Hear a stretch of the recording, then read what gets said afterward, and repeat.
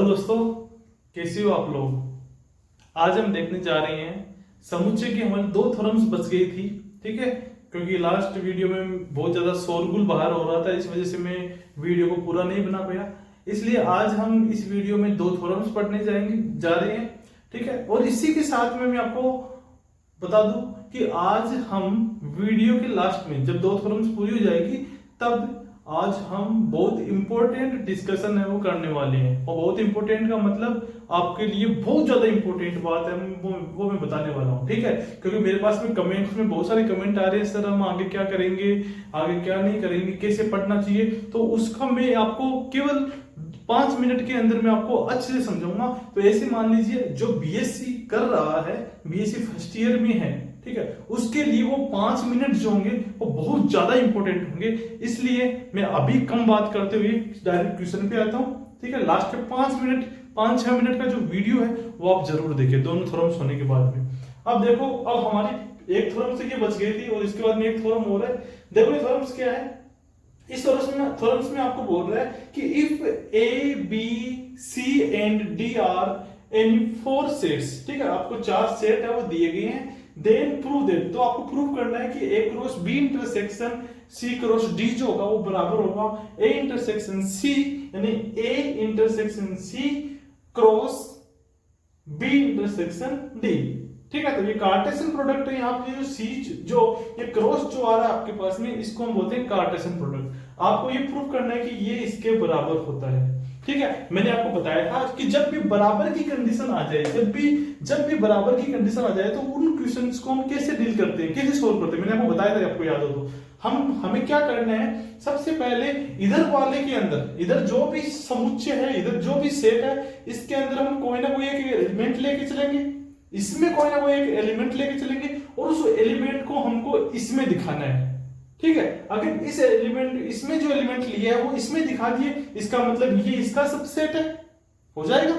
ठीक है, और फिर हम क्या करेंगे, इसमें कोई ना कोई एलिमेंट लेंगे और उसको इसमें दिखाएंगे। अगर इसमें एलिमेंट लेके इसमें दिखा देंगे, इसका मतलब ये इसका सबसेट है। अब बच्चों देखो, मैंने आपको बताया था, ठीक है, बेसिक में मैंने आपको बताया था कि अगर ये इसका सबसेट है, ये इसका सबसेट है, इसका मतलब दोनों के दोनों क्या है, एक दूसरे के इक्वल है। ठीक है, तो इक्वल प्रूफ हो जाएगा। ठीक है, तो आओ हम सबसे पहले इसमें कोई एलिमेंट लेते हैं, फिर इसमें उसको लेकर आते हैं। ठीक है, तो हम प्रूफ देखने जा रहे हैं। देखो प्रूफ क्या होगा इसका। ठीक है, तो सबसे पहले लेट, अब देखो एक बात ध्यान रखना, इसमें ए क्रॉस बी है, यानी कार्टेशियन प्रोडक्ट है। और आपको पता है कि कार्टेशियन प्रोडक्ट ऑफ 2 सेट्स क्या होता है। ठीक है, इसमें कैसे एलिमेंट होंगे, ठीक है, ए क्रॉस बी में एलिमेंट कैसे होंगे, एलिमेंट होंगे ऑर्डर्ड पेयर के रूप में, यानी क्रमित युग्म के रूप में एलिमेंट होंगे। इसलिए हम इसमें जो मानेंगे एलिमेंट वो भी क्रमित युग्म के रूप में ही मानेंगे। तो लेट अक्ष कोमा वाई, ठीक है, अवयव है बिलोंग्स टू इसमें, यानी कि A cross B intersection C cross D. ठीक है, ये एलिमेंट है, इसमें मान लिया। ठीक है, अगर ये एलिमेंट इसमें माना है देन, ठीक है, देन हम इसको कैसे कैसे लिख सकते हैं वो देखो, अक्ष कोमा वाई अवयव है A cross B intersection C cross D. ठीक है, तो दिस इंप्लाइज, हम इसको कैसे लिख सकते हैं, अगर ये एलिमेंट इसमें है तो देखो यहां पर इंटरसेक्शन का चिन्ह है, इंटरसेक्शन का चिन्ह है। ठीक है, इंटरसेक्शन मतलब सर्वनिष्ठ का चिन्ह है। तो यहाँ इंटरसेक्शन का मतलब क्या होता है कि ये एलिमेंट जो है वो इसमें भी होगा और इसमें भी होता है। ठीक है, इंटरसेक्शन का मतलब होता है कि कॉमन दोनों में होना चाहिए। इसका मतलब ये एलिमेंट जो है इसमें भी होगा और ये एलिमेंट जो है इसमें भी होगा। तो यहां से हम क्या लिख सकते हैं कि x comma y belongs to A cross B तथा या एंड अक्ष कोमा वाई, ठीक है, belongs to C cross D. X comma y belongs to C cross D. यहां तक समझ में आ गया आपको, कोई दिक्कत नहीं है। ठीक है, अब देखो अक्ष कोमा वाई जो है वो बिलोंग कर रहा है ए क्रॉस बी में। इसका मतलब क्या हुआ कि ये जो है आपके पास में ऑर्डर्ड पेयर, ये इसके अंदर बिलोंग कर रहा है। इसका मतलब अक्ष जो होगा आपके पास में वो ए का एलिमेंट होगा और जो वाई होगा वो बी का एलिमेंट होगा। सबसे बात है, तभी तो हमें इसका जो क्रॉस प्रोडक्ट है यानी कि क्रॉस प्रोडक्ट हम इसको नहीं बोलते, कार्टेशियन प्रोडक्ट जो यहाँ पर ये है, तो कार्टेशियन प्रोडक्ट कब करेंगे इसका, जब इसमें कैसे एलिमेंट होंगे कार्टेशियन प्रोडक्ट में, इसमें जो भी एलिमेंट होगा वो एलिमेंट ऑर्डर्ड पेयर के फॉर्म में होंगे, ठीक है। और ऑर्डर्ड पेयर के फॉर्म में कैसे होंगे, इसका फर्स्ट एलिमेंट होगा ए से, सेकंड एलिमेंट होगा बी से। डेफिनेशन याद होगी आपको, बेसिक में मैंने आपको बताया था, ठीक है। तो यहां से हम क्या बोल सकते हैं कि यहां से अक्ष जो होगा वो बिलोंग करेगा ए में, एंड वाई जो बिलोंग करेगा वो किसमें करेगा, बी में, ठीक है। यहां से इतना बोल सकते हैं, कोई दिक्कत नहीं है। तो ये आ गया आपके पास में, ठीक है। एंड यहां से हम क्या बोल सकते हैं, इसी प्रकार से देखो अक्ष जो होगा वो सी में बिलोंग करेगा और वाई जो होगा वो डी में बिलोंग करेगा। तो यहां से हम लिख सकते हैं अक्ष बिलोंग करेगा सी में, ठीक है, एंड वाई है वो बिलोंग करेगा डी में। यहां तो कोई दिक्कत नहीं है। अब देखो अक्ष ए में है, वाई बी में है, अक्ष सी में है, वाई डी में है। तो यहां से मैं इस अक्ष अवयव सी में है, तो एंड लगा हुआ है सबके बीच में, तो मैं इसको यहां पे भी तो लेके आ सकता हूं ना, कोई दिक्कत नहीं है। मैं इसको यहां पे भी लेके आ सकता हूं, कोई दिक्कत नहीं है। तो इसका मतलब क्या हुआ, इसको मैं ऐसे लिख सकता हूं कि अक्ष अवयव है ए में, ठीक है, एंड, ठीक है, इसको मैं यहां पे ले जाऊंगा, इसको यहां पे लेके आ जाऊंगा, यानी अक्ष अवयव है सी में, ठीक है। एंड अब इसको मैं यहां पे लिख दूंगा, यानी कि y element y belongs to B and y belongs to D, ठीक है। ये समझ में आ गया इतना, ठीक, कोई दिक्कत नहीं। अब देखो यहां से अक्ष अवयव A में और अक्ष अवयव क्या है C में, अक्ष अवयव A एंड अक्ष बिलोंग्स टू C, ठीक है, अक्ष बिलोंग्स टू A एंड अक्ष बिलोंग्स टू C। इसका मतलब क्या हुआ, अक्ष जो है वो A में बिलोंग कर रहा है और C में बिलोंग कर रहा है। इसका मतलब अक्ष जो है वो दोनों में है, दोनों में कॉमन है, ए में भी है और सी में भी है। दोनों में कॉमन होने का मतलब क्या हुआ, अक्ष जो है वो ए इंटरसेक्शन सी में भी होगा। सबसे बात है, तो यहां से हम लिख सकते हैं इसको कि x belongs to A intersection C. इसी प्रकार से हम क्या बोल सकते हैं, and y belongs to b and y belongs to d। तो y b में भी है और y d में भी। इसका मतलब क्या हुआ कि y दोनों में कॉमन है, इसका मतलब y जो है वो b इंटरसेक्शन d में भी होगा। तो यहां से हम लिख सकते हैं y belongs to b intersection d। Understand. अब यहां से देखो कि अक्ष जो है वो a इंटरसेक्शन c में भी है, ठीक है, y जो है वो b इंटरसेक्शन d में, अक्ष है a इंटरसेक्शन c में, y है b इंटरसेक्शन d में। इसका मतलब क्या हुआ, जैसे देखो हमने यहां से लिखा था अक्ष कोमा y जो है वो a क्रॉस b में है, तो यहां से अक्ष जो है वो a में होगा, y जो है वो b में होगा। इसी प्रकार से अक्ष जो है इसमें है, y इसमें है, तो मैं यहां से डायरेक्ट क्या बोल सकता हूं कि अक्ष, इसको हटा दो कोई दिक्कत नहीं है, अक्ष कोमा जो y होगा, अक्ष इसमें y इसमें, इसका मतलब अक्ष कोमा y जो होगा वो किस में होगा, वो होगा आपके पास में a intersection c cross b intersection d। Understand. तो ये हमको लेके आना था, यही हमको लेके आना था, a intersection c cross b intersection d, यही आपको लेकर आना था, ठीक है। मैंने आपको क्या बताया कि अक्ष कोमा y जो है वो इधर वाले में है, LHS में है, ठीक है, और मैंने उसको RHS में आपको दिखा दिया। इसका मतलब ये पूरा का पूरा इसका सबसेट हो गया, इस यहां से प्रूफ हो गया, ठीक है।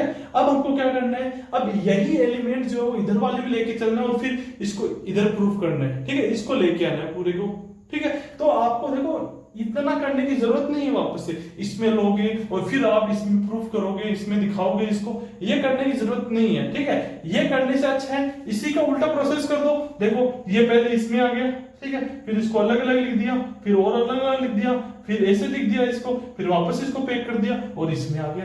यही तो प्रोसेस है ना। तो इसलिए हम इसको शॉर्ट में करने के लिए हम इसमें इफ एंड ओनली इफ का चिन्ह भी लगा सकते हैं। जैसे हम इफ एंड ओनली इफ का चिन्ह लगाएंगे, क्वेश्चन कंप्लीट हो गया आपका। दोनों प्रोसेस हमने एक साथ में कर दी, ठीक है। तो ये चिन्ह लगा के आना, अगर आप ये चिन्ह लगाना भूल जाते हो तो आपके नंबर है वो काट सकता है, समझ गए। तो ये आपके पास में रिवर्स प्रोसेस में यहां से हमने ये लेके चला और ये आपके पास में ये आ गया, समझ में आया, ठीक है। तो हमने दोनों प्रोसेस एक साथ में कर दिए, ठीक है। तो यहां से क्या प्रूफ होता है कि ये जो होगा वो इसके बराबर होगा, ठीक है। तो यहां से हम क्या बोल सकते हैं, so A cross B intersection C cross D is equal to होगा आपके पास में A intersection C cross B intersection D. यही आपको लेकर आना था, ठीक है। तो ये तो आपका हो गया थ्योरम जो हमने लास्ट क्लास में हम नहीं पढ़ पाए थे, ठीक है। इसके बाद में एक थ्योरम और बची है, सिंपल सी थ्योरम है, वो भी हम समझते हैं, ठीक है। तो देखो आप समझते हैं इसको, बहुत ही सिंपल सी बेसिक सी थ्योरम है। वो थ्योरम्स क्या है वो देखो आप,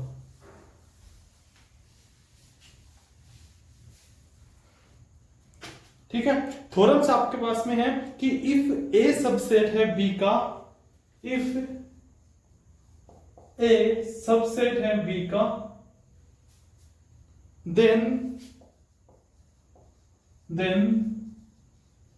प्रूव दैट, क्या प्रूव करना है कि A symmetric difference B is equal to होगा बी माइनस ए। ये आपको प्रूव करना है कि ए सिमेट्रिक डिफरेंस बी जो होगा वो बराबर होगा बी माइनस ए के। ये आपको प्रूव करना है, और आपको गिवन क्या है, ए सबसेट है बी, ए सबसेट है बी का, ये आपको गिवन है। बहुत ज्यादा सिंपल है, एकदम से सिंपल क्वेश्चन है, ठीक है। देखो क्या करना होगा इसमें, आपको ए सिमेट्रिक डिफरेंस बी दिया हुआ, आपको दिखाना है कि ये बी माइनस ए का होगा, ठीक है। तो डायरेक्ट दिखा देंगे इसको, ज्यादा कुछ नहीं करना है इसमें। इसको आप क्वेश्चन भी बोल सकते हो, थ्योरम भी बोल सकते हो, बात है कि क्वेश्चन बोलो चाहे, कोई दिक्कत नहीं है। अब देखो we know that, ठीक है। जब मैंने आपको बेसिक बताया था सिमेट्रिक डिफरेंस के बारे में, ठीक है, तो मैंने आपको बताया था कि जो A और B का जो सिमेट्रिक डिफरेंस होगा वो बराबर होता है आपके पास में A union B minus A intersection B। ये मैंने आपको बताया था, अगर आपको याद हो तो, ठीक है। ये मैंने आपको बताया था, ठीक है। ये आपके पास में, इसको समीकरण नंबर 1 नाम दे दो, कोई दिक्कत नहीं है, ठीक है। इक्वेशन नंबर 1 नाम दे दो इसको। तो ये मैंने आपको बताया था, ये एक फॉर्मूला होता ही है, ठीक है। मैंने आपको अच्छे से बताया भी था, समझाया भी था वेन डायग्राम के थ्रू, ठीक है। तो अब देखो इसमें आगे क्या करना है आपको ये बताना है कि ए और बी का जो सिमेट्रिक डिफरेंस होगा वो किसके बराबर होगा, बी माइनस ए के। तो यहां से देखो आपको क्या गिवन है, ठीक है। आपको गिवन है कि ए सबसेट है बी का, ठीक है। अगर ए बी का सबसेट है, देखो ए बी का सबसेट होने का मतलब क्या हुआ कि ए के सारे एलिमेंट जो है वो किस में बिलोंग कर रहे हैं, बी में बिलोंग कर रहे हैं। ए के सारे एलिमेंट बी में बिलोंग कर रहे हैं, मतलब बी में ए के सारे एलिमेंट है, और साथ में बी में और एक्स्ट्रा एलिमेंट भी हो सकते हैं, कोई दिक्कत नहीं, हो सकते हैं, कोई दिक्कत नहीं है। इसका मतलब ए के सारे एलिमेंट बी में, और बी में और एक्स्ट्रा एलिमेंट हो सकते हैं। इसका मतलब यहां से मैं क्या बोल सकता हूं कि ए यूनियन बी जो होगा वो किसके बराबर होगा, ए का सारा बी में, और बी में और भी एलिमेंट हो सकते हैं। इसका मतलब ए यूनियन बी जो होगा वो किसके इक्वल होगा, बी के इक्वल होगा, क्योंकि बी में वो एलिमेंट आने चाहिए जो ए में भी हो और बी में भी हो, ठीक है। और ए सारे के सारे बी में है ही है, इसलिए यहां पर क्या आ जाएगा आपके पास में, बी आ जाएगा, ठीक है।